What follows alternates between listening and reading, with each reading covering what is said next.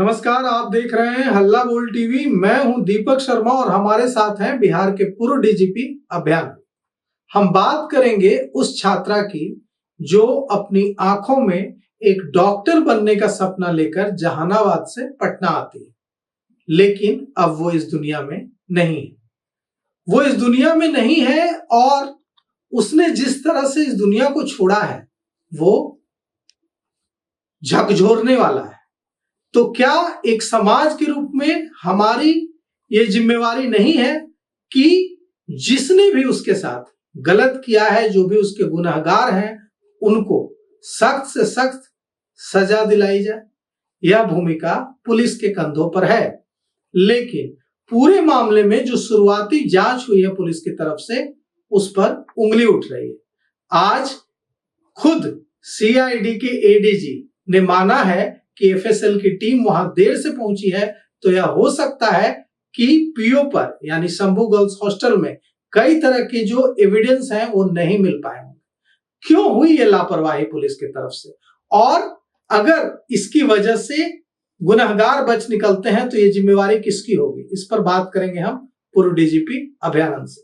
तो यह जो गुनाह है सर, जो गुनाह हुआ है, इन गुनहगारों को पकड़ने की जिम्मेवारी पुलिस की है, और अगर प्रारंभिक जांच में पुलिस की तरफ से लापरवाही हुई है और इसका फायदा गुनहगारों को मिलता है, तो इसकी जिम्मेवारी कौन ले?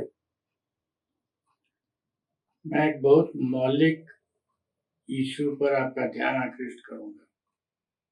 जितने भी विभाग हैं सरकार में, अनेकों हैं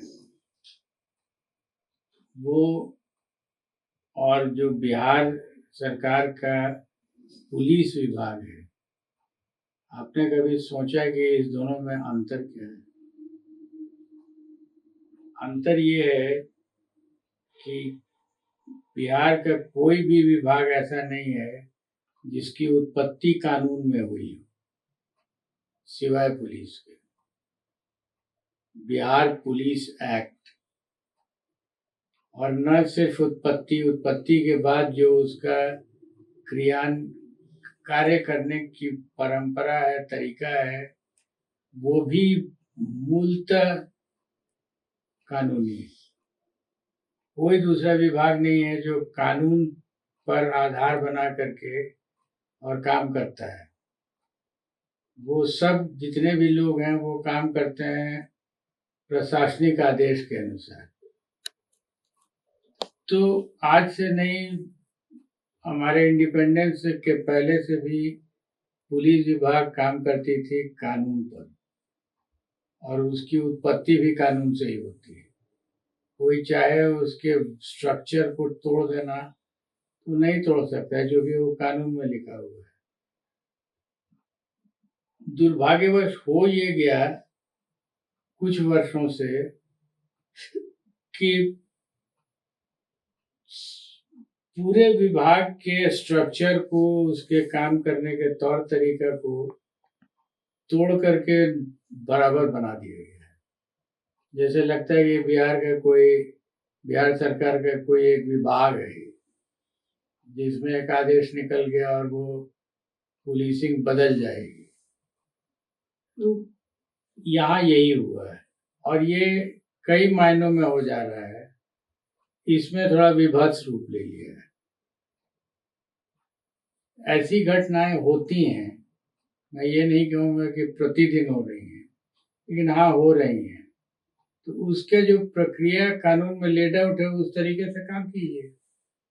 रिजल्ट मिलेगा या नहीं मिलेगा ये प्रारब्ध है। और उस तरीके से काम नहीं हुआ, इसमें नहीं हो रहा है उस तरीके। कहाँ गलतियां हुई इसमें? इस मामले की अगर बात करें, कहाँ चूक हुई? प्रारंभिक जांच 2-3 तो साफ दिख रहा है हमको, इंक्वेस्ट दिख ही नहीं रहा है।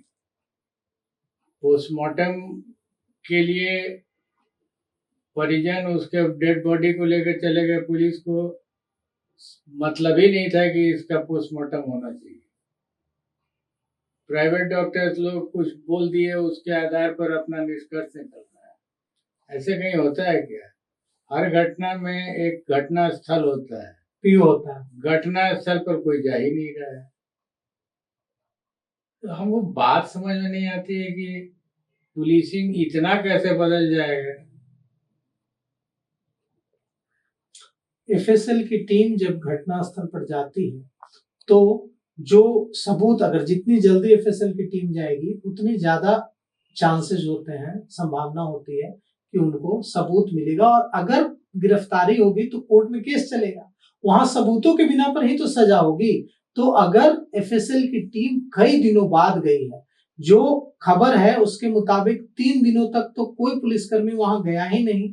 3 दिनों के बाद वहां की जो एसएचओ हैं रोशनी कुमारी, उन्होंने अपने ड्राइवर, प्राइवेट ड्राइवर को भेजा कि डीवीआर ले आइए। वहां 3 दिनों तक कोई नहीं गया, कोई पुलिस, एक भी पुलिसकर्मी नहीं गया। तो इससे जो सबूत कितने कमजोर हुए होंगे, नष्ट हो गए। कमजोर तो छोड़ दीजिए, सबूत नष्ट। आप जितना विलंब कीजिएगा उतना नष्ट होगा। तो अब क्या होगा?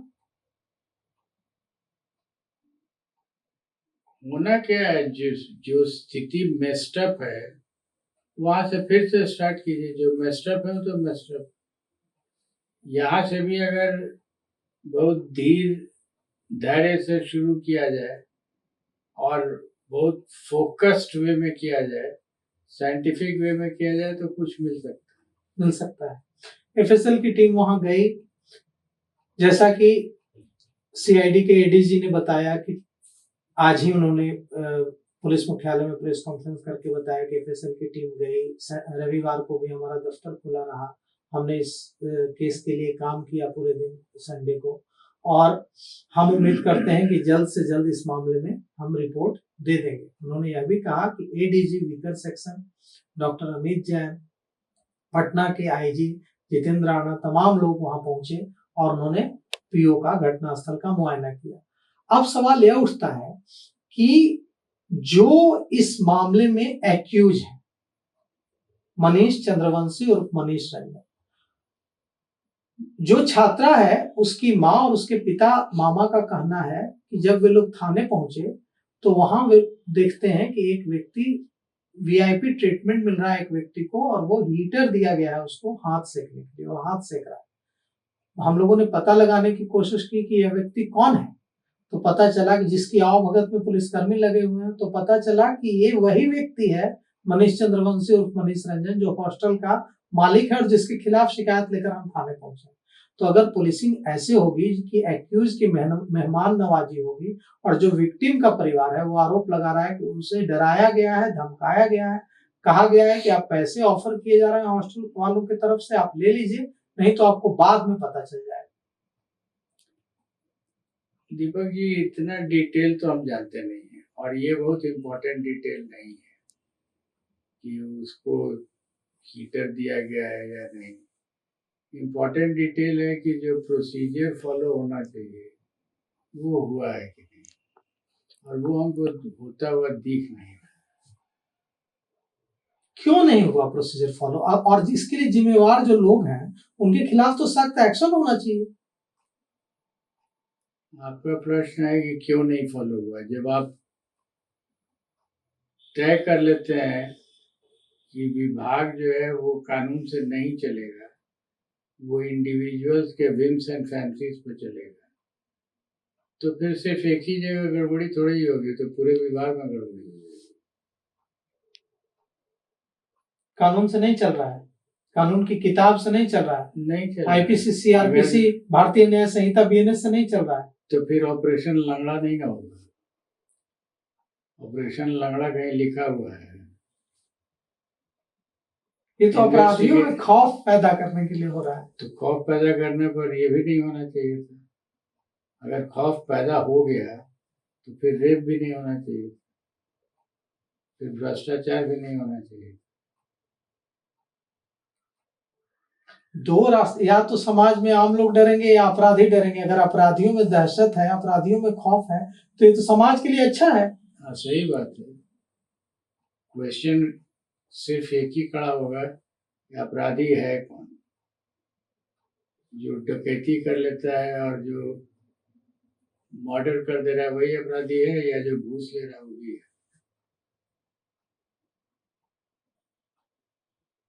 अगर हम इस मामले की बात करें जो जहानाबाद की छात्रा के साथ हुआ, इस मामले में कहा जा रहा है कि पुलिस की टीम ने प्रभात मेमोरियल हॉस्पिटल जाकर डॉक्टर से पूछताछ की, सहज सर्जरी जाकर जो डॉक्टर सहजानंद प्रसाद सिंह का नर्सिंग होम है वहां जाकर जो आईएमए के पूर्व अध्यक्ष हैं उनके हॉस्पिटल में जाकर पूछताछ की डॉक्टरों से और नर्स और कंपाउंडर से, दूसरे स्टाफ से, और जो कंट्राडिक्टरी बातें सामने आ रही। कहा जाता है कि अगर अब पुलिस इस मामले में जिस तरह से आगे बढ़ रही है, ऐसा लग रहा है कि अब लाइन लेंथ सही पुलिस ने पकड़ी है। तो क्या आपको आपके अपने एक्सपीरियंस के आधार पर लगता है कि अब भी यहां से भी इतने सबूत जुटाए जा सकते हैं कि दोषियों को सजा दिलाई जा सके? दो शर्त है, एक तो धैर्य से करना होगा और दूसरा बहुत साइंटिफिक पॉइंट ऑफ माइंड होना चाहिए। दिमाग साइंटिफिकली चलेगा तो अभी भी किया जा सकता है। जिन पुलिसकर्मियों के कंधों पर यह दायित्व था कि जब शुरुआत में सबूतों को से छेड़छाड़ को रोका जाए, मैनिपुलेशन को रोका जाए, पूछताछ की जाए एक्यूज से, जिन्होंने अपना काम नहीं किया, उनके खिलाफ कैसी कार्रवाई होनी चाहिए जो एक मिसाल बने दूसरे पुलिसकर्मियों के लिए, ताकि वे ऐसा ना करें? पहले तो पता करना होगा कि इंटेंशन था कि नहीं। अगर इंटेंशन था तो इसी केस में एक्यूज बनेंगे। अगर इंटेंशन नहीं था, अनप्रोफेशनल कंडक्ट था, तो विभागीय कार्रवाई होगी। अगर इंटेंशन गलत था तो एक्यूज बनना चाहिए, इसमें एफआईआर होनी चाहिए। जो भी जिन भी पुलिसकर्मियों से यह अपेक्षा थी, जिनकी ड्यूटी थी कि वो जांच करें सही तरीके से, और जिन्होंने जांच में लापरवाही की या नहीं गए, उनको इस मामले में एक्यूज बनाना चाहिए। एक्यूज बनाना का स्टेज तब आएगा जब ये पता लग जाए कि इन लोगों ने इंटेंशनली इसको किया है, क्योंकि क्रिमिनल केसेस में इंटेंशन बहुत बड़ा इंग्रेडिएंट होता है। इंटेंशन अगर होगा तो एक्यूज बन जाएंगे, अगर अनइंटेंशनल होगा, अनप्रोफेशनल होगा तो डिपार्टमेंटल प्रोसीडिंग। जो आरोप लगाया जा रहा है, जो पीड़िता के विक्टिम की माता और पिता और परिवार के दूसरे सदस्य जो आरोप लगा रहे हैं, वो ये कह रहे हैं कि एसएचओ नेगोशिएटर की भूमिका में थी। एसएचओ कह रही थी कि आप बताइए कि आपको पैसे कितने चाहिए, आप बताइए कि आपको इस मामले में आपको क्या हासिल होगा, आप बताइए कि हम क्या बात करें। तो जिसके कंधों पर यह जिम्मेवारी है कि इंसाफ दिलाने की, वो अगर नेगोशिएटर ब्रोकर की भूमिका में हो जाएगी पुलिस, तो फिर क्या हो? ये भी एक स्टेटमेंट होगा, बट बाय इटसेल्फ ये नहीं प्रूव करता है कुछ भी। इसको और सर्कमस्टेंसेस के साथ मिला के देखो। अकेले एक व्यक्ति के कह देने से हो सकता है बाय स्टेटमेंट, और जो सर्कमस्टेंसेस होते हैं वो मिला करके देखने से पता चल जाता है। नहीं, पुलिस मुख्यालय को भी लग रहा है, तभी तो जो एसआईटी बनी है, उस एसआईटी में जिस थाना क्षेत्र में यह घटना हुई, चित्रगुप्त नगर थाना, वहां की जो एसएचओ हैं जिन पर तमाम तरह के आरोप लगे हैं, उनको इस पूरे एसआईटी से, इस पूरी जांच से अलग रखा गया है। अगर पुलिस मुख्यालय को लगता है कि सारी चीजें फॉलो हुई हैं, तो फिर उनको भी एसआईटी में रखा जाता। अलग रखा जाना ही बताता है कि पुलिस मुख्यालय को भी लग रहा है कि गड़बड़ी हुई है। ऑफिसर लोग कर रहे हैं वही बेहतर जानते होंगे। हमारे पास जो सूचना है वो विशिष्ट नहीं है। आप लोग जो आकर के बोलते हैं वही मैं सुन रहा हूँ। जो पेपर पर है, जो परिस्थितियां हैं, सबों को समेकित ढंग से देखने पर ही पता चलता। लेकिन अगर इंटेंशन गलत था तो उन पर एफआईआर होनी चाहिए, उन पुलिसकर्मियों। एफआईआर जरूरत नहीं है इसी केस में। हाँ, एक्यूज बने मतलब एफआईआर होगी। एक्यूज इस केस में बन गए मतलब उन पर भी एफआईआर हो गई। एफआईआर नहीं हुआ, एफआईआर तो एक हो चुका है। हाँ, उसमें शामिल हो गए जी, एक्यूज बन गए मतलब वो भी एफआईआर में शामिल हो गए, जो केस में अभियुक्त हो गए, एक्यूज हो गए। तो आपने ये जो कहा है कि एक्यूज जिनसे लापरवाही हुई है, जिन पुलिसकर्मियों से, उनको एक्यूज बनाना चाहिए। यह नहीं, हमने ये नहीं कहा, हमने कहा कि अगर परिस्थितियों के अनुसार उनका इंटेंशन दिख रहा है तो एक्यूज बनाना चाहिए, तो एक्यूज बनाना चाहिए। तो क्या इससे डर का माहौल नहीं बनेगा पुलिसकर्मियों में कि हमें ही एक्यूज बना दिया गया? तकलीफ तो लोगों को होगी, अब डर होगा कि नहीं मैं नहीं जानता हूँ, क्या फैक्ट्स है ये भी मैं नहीं जानता, लेकिन अगर अक्यूज बन ही जाते हैं और वो परिस्थिति डिमांड करती है कि आपको अक्यूज बनाया जाएगा तो बनाया जाएगा। इस पूरे मामले में पुलिस की काफी फजीहत हो रही है, बिहार पुलिस की। और बिहार के गृह मंत्री सम्राट चौधरी ने कहा है कि हमने बात की है पुलिस के आला अधिकारियों से, और उन्होंने कहा, उनके शब्द हैं कि डीजीपी साहब खुद मॉनिटरिंग कर रहे हैं इस मामले की डेली बेसिस पर, पुलिस को पूरी छूट है और पुलिस काम कर रही है और जल्द ही हम इस मामले में इंसाफ दिलाएंगे। अब पुलिस इंसाफ कब दिलाएगी, पुलिस कितनी जल्दी दोषियों को पकड़ पाती है, इस बारे में तो हम बाद में बात करेंगे। पहले हम एक बड़े क्लू पर, बड़े सवाल पर बात करने जा रहे हैं। वो बड़ा सवाल ये है कि जब भी कोई इस तरह का मामला होता है तो हमने जितना पत्रकारिता में देखा है कि जिस पर आरोप होता है उसको रिमांड पर लिया जाता है, उसको जुडिशियल कस्टडी में नहीं भेजा जाता है।